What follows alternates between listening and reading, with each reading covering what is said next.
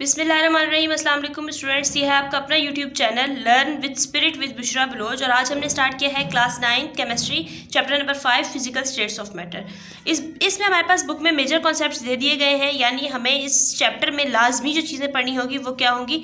ये हमारे पास 8 टॉपिक्स हमें दे दिए गए हैं, यानी गैस, लिक्विड, सॉलिड की टाइप्स, प्लाज्मा, गैसेस के जितने भी लॉ हमारे पास है, सॉलिड स्टेट, एलोट्रॉपी और हमारे पास है आइंस्टाइन थ्योरी। अब हमारे पास हमने जो देखना है वो ये है कि हमारे पास बेसिक चैप्टर का इंट्रोडक्शन क्या है, यानी चैप्टर के इंट्रोडक्शन में बेसिक हमारे पास बात क्या की जा रही है, हमें किन किन चीज़ों के बारे में पढ़ना है और किन किन चीज़ों को ज़्यादा ध्यान देकर पढ़ना है। इंट्रोडक्शन में हमारे पास पहली बात यह है कि as we know that matter के बारे में हमें पता है। क्या पता है हमें मैटर के बारे में कि anything which has mass and occupy space is called matter, यानी हर वो चीज़ जिसका कोई ना कोई वजन हो और वो कोई ना कोई जगह घेरती हो हमारे पास क्या कहलाएगी, मैटर कहलाएगी। ये वो डेफिनेशन है बेटा जो हम लोग 3 क्लास से पढ़ते चले आ रहे हैं कि मैटर क्या है। मैटर एक ऐसी चीज़ जो वजन घेरती हो और जगह वजन रखती हो और जगह घेरती हो, हमारे पास मैटर कहलाती है। ठीक है, और मैटर की क्या टाइप्स हैं, सॉलिड, लिक्विड, गैस। ये बातें हमने 2, 3, 4 में पढ़ ली हैं, तो हमें कह रहे हैं कि आपको पता है एज यू नो दैट, यानी आप जानते हैं मैटर क्या है। Matter is a physical material of universe. Physical हालत में हमारे पास जो चीज़ें यूनिवर्स में, दुनिया में दिखाई दे रही हैं, कायनात में दिखाई दे रही हैं, वो हमारे पास क्या है, मैटर है। ठीक है, it is defined as anything, और ये बताया जा रहा है कि एनीथिंग हर वो चीज़ विच हैज़ मास, जिसका कोई ना कोई वजन हो, और ऑक्यूपाई स्पेस, जिसकी कोई ना कोई जगह हो, वो हमारे पास क्या कहलाती है, मैटर कहलाती है। जिससे मेरे हाथ में पेन है, यानी ये पॉइंटर, बेसिकली तो ये सॉलिड है। अब ये सॉलिड क्यों है, कैसे है, ये तो हमें पता ही होगा, लेकिन फिलहाल इसको मैंने अगर यहाँ रखा है तो इसने कोई ना कोई जगह घेर ली। ठीक है, और इसका कोई ना कोई वजन भी है, तो ये हमारे पास क्या कहला रहा है, मैटर कहला रहा है। ठीक है,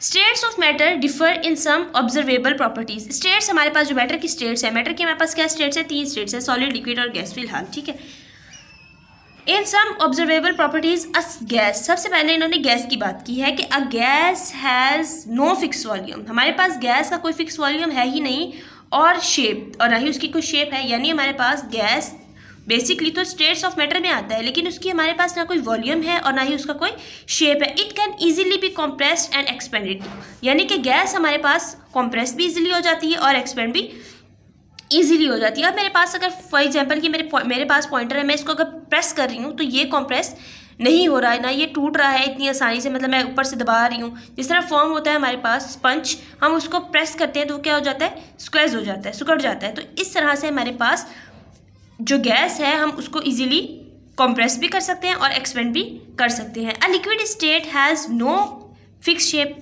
अब जो गैस की बात थी वो मैंने यहाँ लिख दी कि नो फिक्स वॉल्यूम और शेप, यानी गैस का हमारे पास ना ही कोई फिक्स वॉल्यूम है और ना ही हमारे पास गैस की कोई शेप है। इसी तरह हमारे पास दूसरी बात लिक्विड की गई है कि लिक्विड हमारे पास क्या है, लिक्विड का वॉल्यूम तो है हमारे पास, ठीक है, वॉल्यूम है, लेकिन उसकी शेप नहीं है।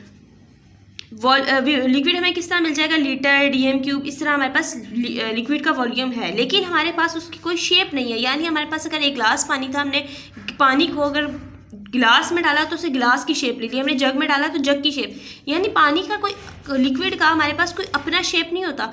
उसको हम जिस भी कंटेनर वगैरह में डालते हैं वो उसकी शेप इख्तियार कर लेता है। Solid has shape plus volume, यानी सॉलिड को हम शेप भी दे सकते हैं और सॉलिड का कोई ना कोई वॉल्यूम भी होता है। ठीक है, तो हमारे पास ये जो इंट्रोडक्शन है बेसिकली यही क्या है, मैटर का हमारे पास इंट्रोडक्शन दिया गया है, यानी कि हमारे पास हर वो चीज़ जो वजन रखती है और जगह घेरती है मैटर कहलाती है। ये बात तो हमें पता चल गई है, लेकिन हमें पता है कि सॉलिड है, लिक्विड है, गैस है। अब सॉलिड की हमारे पास शेप भी है, वॉल्यूम भी है, लिक्विड का हमारे पास वॉल्यूम है लेकिन उसकी शेप नहीं है, और गैस का हमारे पास ना ही कोई वॉल्यूम है ना ही कोई शेप है, लेकिन वो स्टेट्स ऑफ मैटर में ही मानी जाती है। ठीक है, तो हमारे पास ये 3 बातें बुक में बहुत इंट्रोडक्शन में प्रोमिनेंट करके लिखी हुई है कि ये 3 बातें हमें लाजमी पता होनी चाहिए। यहाँ हमारे पास बात हो रही थी गैस की, कि a gas has no fix volume और शेप। गैस का हमारे पास ना ही कोई वॉल्यूम है और ना ही कोई शेप है। It can easily be compressed, और ये हमारे पास ईजिली कॉम्प्रेस हो सकती है, and expanded. A liquid state has no fix shape. पानी की हमारे पास कोई शेप नहीं है, यानी लिक्विड की हमारे पास कोई शेप नहीं है, बट हैज़ फिक्स वॉल्यूम, लेकिन उसका कोई ना कोई फिक्स वॉल्यूम ज़रूर होता है। It can B compressed easily. हमारे पास लिक्विड को भी हम कॉम्प्रेस्ड कर सकते हैं। A solid has a definite shape यानी हमारे पास सॉलिड का कोई ना कोई डेफिनेट शेप भी होगा और वॉल्यूम भी होगा। It can not be compressed, वही पॉइंटर वाली बात मैंने आपको बताई कि हम इसको इजीली कॉम्प्रेस नहीं कर सकते, ठीक है। ये मेन बात हमारे पास इंट्रोडक्शन में लिख दी गई थी कि नॉर्मल सी बात है, ये तो सबको पता होती है, ठीक है। अब आगे हमें क्या करना है, in addition to above 3 states, अब एक चीज़ और ऐड हो गई है इन 3 स्टेट्स के अलावा, यानी सॉलिड लिक्विड गैस तो हमारे पास हमें पता थी, लेकिन अब तीसरी ऐड हुई है। There are 2 more states of matter named is plasma state and das Einstein condensate. The different physical states of matter are due to arrangement of molecule and intermolecular forces. हमारे पास अब सॉलिड लिक्विड गैस तो है ही, लेकिन हमारे पास plasma और हमारे पास Einstein की एक जो है ना कंडेंसेट आ गई है स्टेट मैटर में, वो भी हमारे पास इस चैप्टर के लास्ट में बिल्कुल डिटेल में दे दी गई है, तो वहाँ से हमने वो पढ़नी है। The different physical state of matter are due to, हमारे पास बेसिक सवाल तो ये है कि हैं तो स्टेट्स की मैटर ही, लेकिन वजह बताएं कि वो आपस में एक दूसरे से इतनी ज़्यादा चेंज क्यों है। ड्यू टू किस वजह से है, अरेंजमेंट ऑफ मॉलिक्यूल, यानी कि हमारे पास अगर ये गैस का मॉलिक्यूल है, ये यहाँ इतनी दूर है, लिक्विड का थोड़ा करीब होगा, गैस का बिल्कुल इससे जुड़ा हुआ होगा। एंड इंटरमोलिकुलर फोर्सेस, यानी इनकी इसके अलावा हमारे पास इंटरमोलिकुलर फोर्स क्या होती है कि मॉलिक्यूल की अपनी फोर्स, इंटर मॉलिक्यूल जो हमारे पास यहाँ पर मॉलिक्यूल दे दी गए हैं, इनकी जो अपनी फोर्स है हमारे पास, वो हमारे पास क्या कहला रही है, इंटरमोलिकुलर फोर्स, यानी मॉलिक्यूल के अंदर जो एनर्जी है, जो फोर्स है, वो हमारे पास इंटरमोलिकुलर फोर्स कहला रही है, ठीक है। अब हमारे पास बेसिक क्या चीज़ आ गई है, गैसियस स्टेट ऑफ मैटर, ठीक है, गैस हमने पढ़ना है। तो गैस में हमारे पास क्या बातें हैं कि a gas state molecule are lying away from one another, यानी हमारे पास ये बना दिए कंटेनर, बीकर, आप कुछ भी कंसीडर कर लें, और उसमें हमारे पास गैस दे दी गई है। अब हमें कह रहा है कि gas state molecule are lying away, एक दूसरे से थोड़े थोड़े फासले पर हैं। आपको अगर नज़र आ रहे हैं कि ये गैस का मॉलिक्यूल है, ये एक दूसरे से फासले पर है, ठीक है। Boltzmann, Maxwell, Kelvin, they explain the behaviour of gases, इन 3 साइंसदानों ने हमें बिहेवियर बताया है किसका, गैस का, कि गैस का बिहेवियर क्या है according to their kinetic molecular theory. और उन्होंने क्या दे दी है, काइनेटिक मॉलिक्यूलर थ्योरी, यानी इनके मॉलिक्यूल की एक थ्योरी बता दी है कि गैस के जो मॉलिक्यूल्स हैं वो एक दूसरे से अलग अलग क्यों हैं। शोइंग फॉलोइंग कैरेक्टरिस्टिक, और इनकी जो खसूसियात हैं वो भी बता दी गई हैं। अब हमारे पास क्या है, यहाँ पर कैरेक्टरिस्टिक दे दी गई हैं किसकी, गैस की, गैस के मॉलिक्यूल्स की, कि गैस के मॉलिक्यूल्स की बेसिकली खसूसियात क्या हैं, ठीक है। तो अब हमारे पास the molecules in gas are widely separate from each other, यानी हमारे पास अगर ये गैस का मॉलिक्यूल है, ये एक दूसरे से कंटेनर में बहुत ज़्यादा फासले पर होगा, या अगर हमारे पास किसी बड़े बीकर किसी भी जगह पर हमारे पास अगर गैस का मॉलिक्यूल होगा, तो वो एक दूसरे से वाइडली मतलब बड़ा ज़्यादा सेपरेट फ्रॉम ईच अदर, एक दूसरे से ज़्यादा दूरी पर होगा, ठीक है। गैस का मॉलिक्यूल हमारे पास ज़्यादा फासले पर होगा एक दूसरे से। दे हैव नेग्लिजिबल वॉल्यूम, यानी न होने के काबिल वॉल्यूम होता है इसका, ठीक है। The gas molecule are in constant random motion, यानी हमारे पास इसके जो गैस के मॉलिक्यूल होते हैं वो हमारे पास मूव कर रहे होते हैं, रैंडम मोशन में होते हैं, यानी ये नहीं होता कि वो मतलब होते तो स्ट्रेट लाइन में ही, हमारे पास जितने भी गैस के मॉलिक्यूल्स होंगे वो हमें स्ट्रेट लाइंस में ही नज़र आ रहे होंगे, लेकिन मूवमेंट कर रहे होंगे, रैंडमली मूव कर रहे होंगे, उनका जहाँ दिल कर रहा होगा वो वहाँ जा रहे होंगे, ठीक है। रैंडम का मतलब होता है कि जहाँ पर मतलब रैंडम है, कोई उनका कोई सीक्वेंस नहीं है कि वो उनको बता दिया गया कि जी आप यहाँ से यूँ जाने, यूँ नहीं, उनका जहाँ दिल कर रहा है वो वहाँ जा रहे हैं, ठीक है, रैंडमली मूव करें।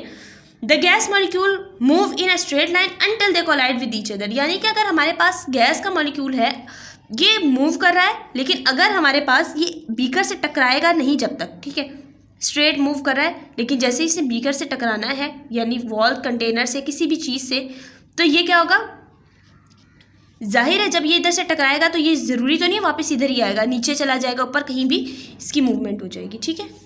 The gas molecule are in constant random motion, the gas molecule move in a straight line, move कर रहे हैं स्ट्रेट लाइन अनटिल, तब तक they collide with each other और वॉल ऑफ कंटेनर, यानी कि या एक दूसरे से टकराएं या वॉल ऑफ कंटेनर से टकराएं, तब तक ये जो है हमारे पास एक स्ट्रेट लाइन में ही मूव कर रहे होते हैं, ठीक है।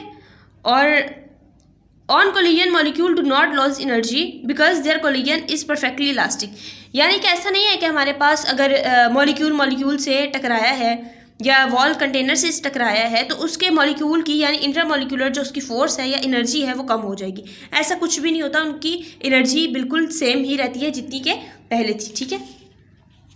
Pressure produced when molecule collide with the wall of the container. लेकिन क्या होता है, एक प्रेशर लगता है जब भी हम खुद भी किसी चीज़ पर प्रेशर अप्लाई करते हैं, जब किसी चीज़ पर जोर लगाते हैं तब हमारे पास क्या होता है, एक प्रेशर अप्लाई हो रहा होता है। यानी मॉलिक्यूल अगर वॉल से टकराया है तो वॉल पर हमारे पास कोई ना कोई प्रेशर तो अप्लाई होगा, लेकिन उसकी एनर्जी में फ़र्क नहीं आएगा। ठीक है, दे आर नो अट्रैक्टिव और रिपल्सिव फोर्स बिटवीन मॉलिक्यूल। यानी ऐसा नहीं है कि हमारे पास के कोई नेगेटिव फोर्स रख रहा है, कोई पॉजिटिव फोर्स रख रहा है। इन मॉलिक्यूल्स के अंदर कोई भी नेगेटिव या पॉजिटिव फोर्स नहीं है। यानी कि ना ही कोई मॉलिक्यूल किसी को अपनी तरफ अट्रैक्ट कर रहा है, ना ही कह रहा है कि तुम दूर हो जाओ मुझसे, पीछे पीछे हटो, नहीं।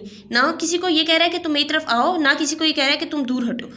हर मॉलिक्यूल अपनी अपनी मर्जी से मूव कर रहा है एक स्ट्रेट लाइन में। तब तक स्ट्रेट लाइन में मूव कर रहा है जब तक कि आपस में क्या वॉल ऑफ कंटेनर से न टकरा जाए। ठीक है, और मॉलिक्यूल की इंटर मॉलिक्यूलर फोर्स उतनी ही रहती है भले वो वॉल ऑफ कंटेनर से टकरा जाए, ये बात।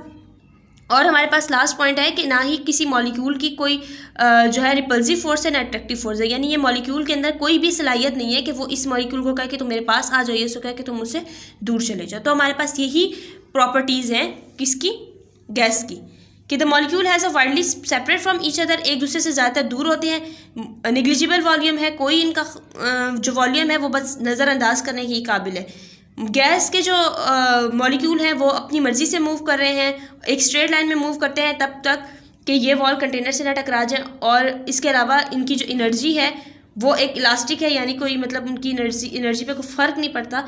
Produce when they move collide with the wall of the container, और there is no attractive repulsive force between molecule.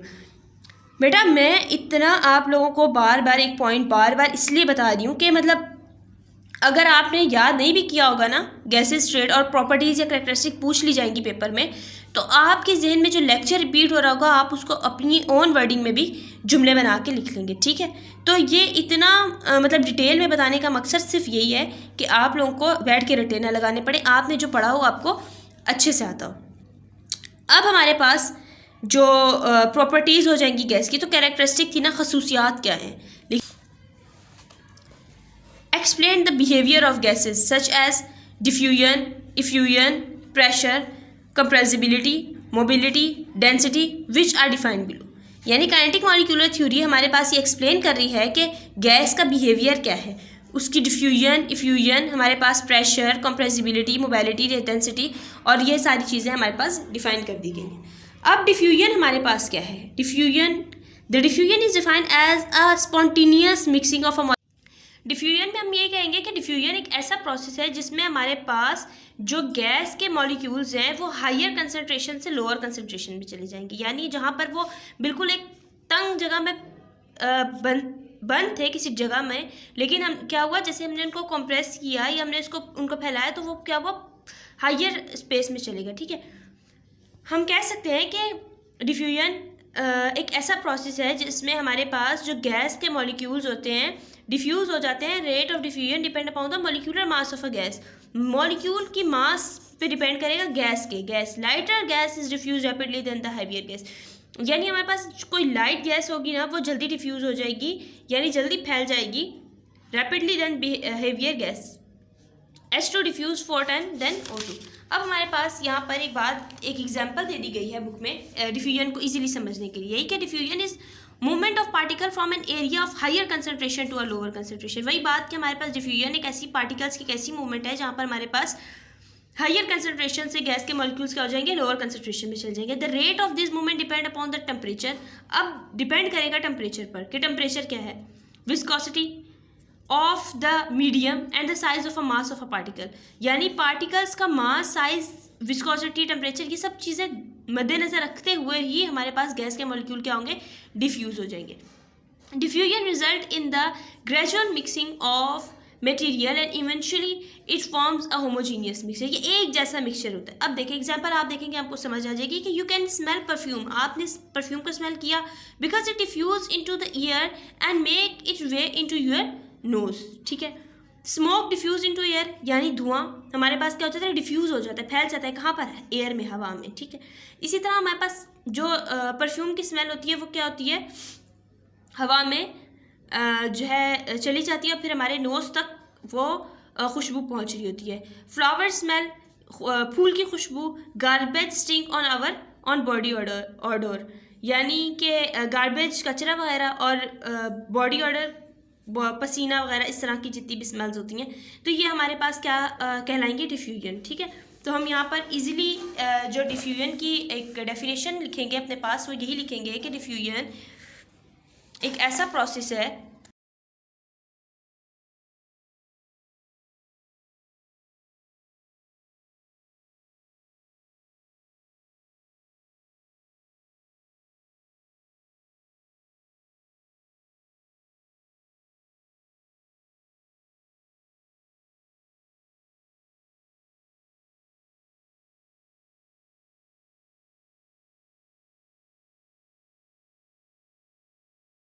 Effusion में हमारे पास एक इफ्यूजन एक ऐसा प्रोसेस है जहाँ पर, जिस तरह हमारे पास अब ये आप एग्जांपल ले, आप एक सिंपल एग्जांपल यहाँ देखें कि इफ्यूजन हमारे पास एक ऐसा प्रोसेस है जहाँ पर हमारे पास एक छोटे से होल में से, एक सुराख में से, into a space with lesser pressure, यानी कि हमारे पास इफ्यूजन एक ऐसा प्रोसेस है जिसमें हमारे पास गैस मॉलिक्यूल बाहर जाएंगे उस कंटेनर से, बीकर से, बैलून से, वट कुछ भी हम कंसीडर कर लें, a tiny hole into a space, यानी एक छोटे से होल से हमारे पास किसी भी गैस के मॉलिक्यूल्स का स्पेस में जाना विथ लेजर प्रेशर, और उस पर कोई प्रेशर भी हम अप्लाई नहीं कर रहे, तो वो हमारे पास जो प्रोसेस है वो हमारे पास इफ्यूजन कहला रहा है। यानी effusion depend upon the molecular mass of a gas.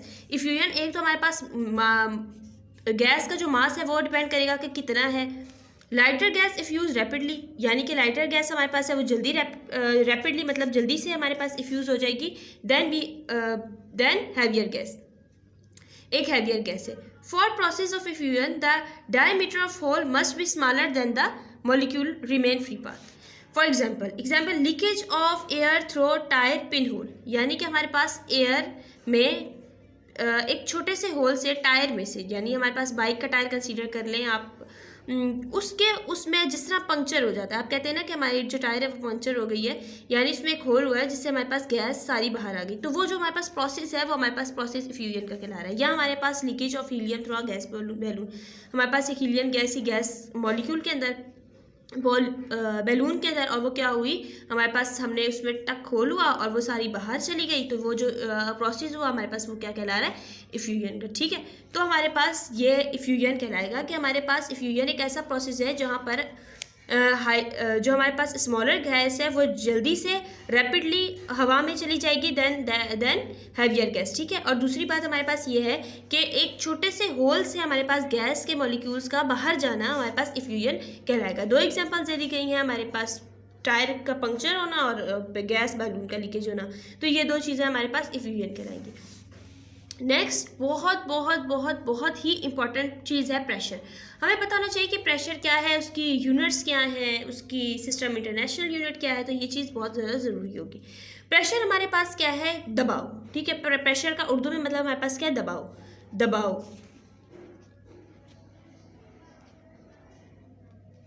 The force exerted by gaseous particle per unit area is called gas pressure, यानी सेकंड्स के हिसाब से पर unit area is called gas pressure. It can be express mathematically बात की बात है, यानी कि हमने जब किसी चीज़ पर फोर्स अप्लाई की, प्रेशर अप्लाई की, तो गैसेस मॉलिक्यूल पार्टिकल्स पर unit area is called a gas pressure. It can be express mathematically as, यानी प्रेशर हमारे पास क्या होगा, फोर्स, हमारे पास फोर्स और एरिया जगह, एरिया हमारे पास क्या है, जगह, फोर्स हमारा दबाव, हमने जो फोर्स लगाई, हमने अपनी कुव्वत लगाई, और एरिया था, तो हमारे पास वो चीज़ क्या आ जाएगी, प्रेशर। प्रेशर का फॉर्मूला हमारे पास है force per unit area, force per unit area, तो फोर्स हमारे पास यहाँ दी गई है पर यूनिट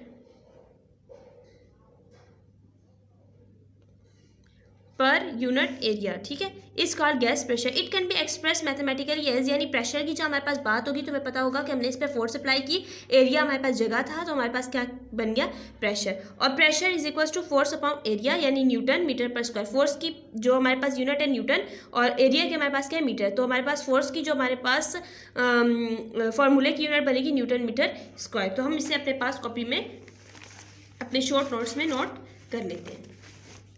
इस तरीके से हम यहाँ लिखेंगे कि गैसियस स्टेट में हमने पहले डिफ्यूजन लिख लिया, अब हमारे पास मेन हम लिख लेते हैं प्रेशर, यानी हम इसे 3 है हमारी बुक में, तो हम इसे 3 ही कंसीडर करेंगे कि प्रेशर। प्रेशर हमारे पास force per unit area, force per unit area, force per unit area, ठीक है। और फोर्स हमारे पास क्या होती है, न्यूटन। फोर्स की हमारे पास यूनिट क्या है, न्यूटन। तो हम इस तरह से, आप लोगों को ये भी पता होगा कि हम फार्मूले से ही खुद उसकी यूनिट ड्राइव कर सकते हैं। अब मैं बता था हमें, हमारे जहन में फॉर एग्जांपल आप ये सोचें कि हमारे पास प्रेशर की यूनिट क्या होगी, हमें नहीं पता। अब हम परेशान है कि जी हमें तो प्रेशर की यूनिट ही नहीं आ रही, पता नहीं क्या आती है, MCQ पूछने में नहीं आ रहा। तो हमने क्या करना है, उसके फार्मूले को अपने जहन में लाने कि प्रेशर का फार्मूला हमारे पास है फोर्स अपॉन एरिया। तो फोर्स की यूनिट हमारे पास होती है न्यूटन और एरिया मीटर। एरिया हमारे पास क्या है, एरिया यहाँ से आएगा मीटर। तो न्यूटन मीटर स्क्वायर, ठीक है। मीटर स्क्वायर था एरिया और फोर्स न्यूटन, तो न्यूटन पर मीटर स्क्वायर। तो हमने यहाँ पर अपने पास इस तरह से यूनिट लिख ली, ठीक है। मेन बात ही the SI unit of force is newton. हमारे पास system international, SI system international unit of force is newton and the unit of area, area की यूनिट हमारे पास क्या है, metre square. Hence pressure has SI unit is newton metre square. तो आपको ये बात समझ आ गई होगी कि हम खुद से अपने पास जो है यूनिट बना सकते हैं। हमें इतना पता हो कि फोर्स की यूनिट क्या है, एरिया की यूनिट क्या है, तो हम प्रेशर की यूनिट खुद निकाल सकते हैं। It is also known as pascal. हमारे पास प्रेशर को पास्कल में भी कंसीडर किया जाता है और 1 पास्कल हमारे पास 1 न्यूटन मीटर स्क्वायर। ये आपने रट्टा लगाना है कि प्रेशर हमारे पास फोर्स पर यूनिट एरिया है, फोर्स की यूनिट न्यूटन, फोर्स की यूनिट न्यूटन, एरिया की यूनिट मीटर स्क्वायर है, इसीलिए प्रेशर की यूनिट हमारे पास न्यूटन मीटर स्क्वायर होगी। सिस्टम इंटरनेशनल में हमारे पास न्यूटन मीटर पर स्क्वायर ये रही, ठीक है। और it is also known as pascal, से पास्कल, और 1 पास्कल में हमारे पास 1 न्यूटन मीटर स्क्वायर होगा, ठीक है। तो ये चीज़ हमने प्रेशर की रट्टा लगा लेनी है, याद कर लेनी है, बस जहन में, दिल में, दिमाग में कहीं पर भी लिख के रखनी है, ठीक है। The molecule of gas are in continuous motion, और हमारे पास गैस के मॉलिक्यूल एक कंटिन्यूस मोशन में हो रहे हैं, ठीक है। But the presence of is developed by a collision of the molecule of a gas with the wall of the container. Barometer is used to measure the atmospheric pressure and nanometer is used to measure the gas of the laboratory. अब main बात हमारे पास ये आ गई कि हमारे पास मौसम में हमारे पास बताया जाता है कि जी प्रेशर इतना है, आज हवा में इतना प्रेशर है। ये सारी चीज़ें जो हमारे पास molecule of a gas with the wall of the container, barometer is use to measure the atmospheric pressure. हमारे पास एटमॉस्फेयर में जो प्रेशर है, एटमॉस्फेयर में जो हमारे पास प्रेशर है वो हमारे पास बैरोमीटर। मोस्ट इंपॉर्टेंट पॉइंट है हमारे पास प्रेशर का, हमने यहाँ लिख लेना है कि बैरोमीटर यहाँ पर हम लिख देते हैं कि बैरोमीटर हमारे पास जो है वो यूज़ होता है एटमॉस्फेरिक प्रेशर के लिए, एटमॉस्फेरिक प्रेशर के लिए। और हमारे पास सेकेंड दिया गया है मैनोमीटर, और मैनोमीटर हमारे पास क्या है, प्रेशर गैस लेबॉर्ट्री में, यानी हमारे पास manometer laboratory.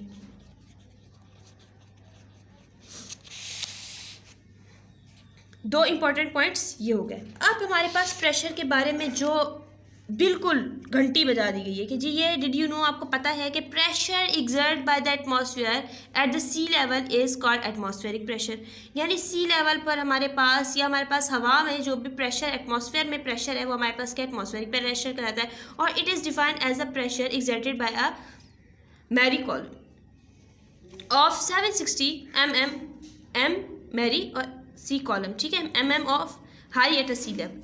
1 ATM 1 atmosphere, ATM यानी 1 एटमॉस्फेयर, एक एटमॉस्फेयर में 1 ATM में हमारे पास 760 mm ऑफ मरकरी यानी 760 टॉर, और 1 ATM में 101325 पास्कल्स होते हैं। तो ये दो चीज़ें हमने मेन याद करनी कि एक एटमॉस्फेयर में हमारे पास 760 mm ऑफ मरकरी हैं, 760 टॉर है, यानी 1 ATM हमारे पास 101325 पास्कल्स होंगे, ठीक है। तो ये चीज़ें हमने अपने पास बुक में हमारे पास लिख दी गई हैं, हमने इनको अच्छे से याद कर लेना है यूनिट्स में कि 1 ATM में हमारे पास 760 mm ऑफ मरकरी यानी 760 टॉर होते हैं। हम इसे 1 ATM में हमसे पूछा जाए कि 760, हम लिख देंगे कि हमारे पास है mm ऑफ मरकरी, और हम इसे टॉर में भी लिख सकते हैं। और 1 ATM में हमारे पास 101325 पास्कल्स भी होते हैं, ठीक है। तो हमने हमारे पास ये बुक में इंफॉर्मेशन दे दी गई है पेज नंबर 96 पर, आपने इसे अपने पास सेव करके रख लेना है। नेक्स्ट टॉपिक हमारे पास है कॉम्प्रेसिबिलिटी। कॉम्प्रेसिबिलिटी हमारे पास क्या है? The capacity of something to be flattened और reduce to size by pressure is called compressibility. यानी हमारे पास देख लें, आपको साफ कॉम्प्रेस समझ आ रहा है कि वही फॉर्म वाली एग्जांपल मैंने दी आपको कि हमारे पास किस चीज़ को कंप्रेस करते हैं हम जब, तो उसका साइज शेप कम हो जाता है, ठीक है। The capacity of something to flatten or reduce in size by pressure is called compressibility.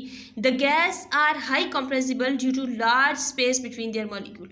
हमारे पास हम गैस को ज़्यादा कंप्रेस कर सकते हैं क्योंकि इसके जो मॉलिक्यूल्स है आपको यहाँ नज़र आ रहे हैं, जो गैस के इन्होंने मॉलिक्यूल बुक में बना दिए गए हैं। जब हमने इन्हें कंप्रेस किया तो वो हमारे पास कंप्रेस होकर कुछ इस तरीके से दिखाई दिए। यानी हमारे पास इतनी गैस थी, जब हमने इसको कंप्रेस किया तो इतनी हो गई, और इसे हम और कंप्रेस करेंगे तो ये और कम हो जाएगी, ठीक है। लेस कंप्रेशन यहाँ हम थी due to large the gas are high compressibility due to large space between their molecule. यानी इनके स्पेस मॉलिक्यूल्स के बीच में जितनी भी स्पेस है ये बहुत ज़्यादा है, इस वजह से ज़्यादातर कंप्रेस हो जाते हैं। व्हेन गैसेज आर कंप्रेस, जब गैस कंप्रेस होती है the molecule come closer to one another. जब गैस के मॉलिक्यूल कंप्रेस होते हैं तो ये एक दूसरे के करीब आ जाते हैं, ठीक है। And occupy less volume as compare to the volume of uncompressed state. और इसका वॉल्यूम क्या हो जाता है? कम हो जाता है। जैसे आप देखें यहाँ पर वॉल्यूम ज़्यादा है और यहाँ पर उस चीज़ का वॉल्यूम कम हो गया है।